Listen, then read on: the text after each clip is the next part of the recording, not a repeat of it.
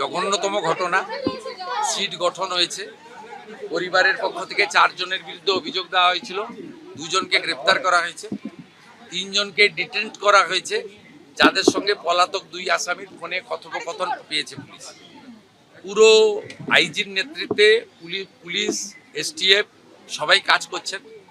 ওনার পরিবার যা যা চেয়েছেন সরকারের কাছে সেই কাজ সরকার করছে।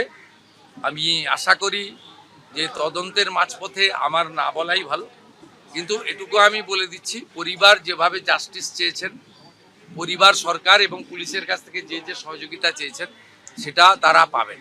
মোট 4টি মামলা হয়েছে।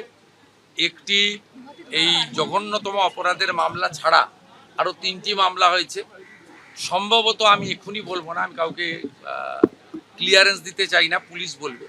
যেটা মব লিঞ্চিং হয়েছে, এর পিছনে একটা কমিউনাল অ্যাঙ্গেল ছিল।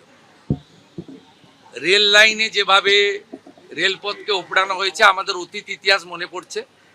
2019-এর সিএ বিরোধী আন্দোলন বা কিছুদিন আগে ওয়াকফ অ্যামেন্ডমেন্ট বিরোধী আন্দোলন। তৃতীয় হচ্ছে সিআরপিএফের 2 জন জওয়ান আহত হয়েছেন, একটা পুলিশের গাড়িকে জ্বালানো হয়েছে।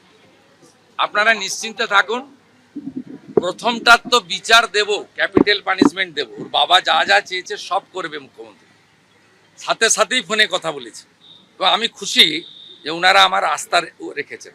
বাকি 3টে বিষয় যারা যুক্ত, যারা অতৃপ্ত আত্মা, ভোটে হেরে যারা ঘরে ঢুকে গেছিলেন, এখনো ঢুকে আছেন, এই তিনজন মিলে এই যে 3টে কাণ্ড করেছে না, এদেরকেও কিন্তু ভুগতে হবে। এমন ভোগাবো বুঝতে পারবেন।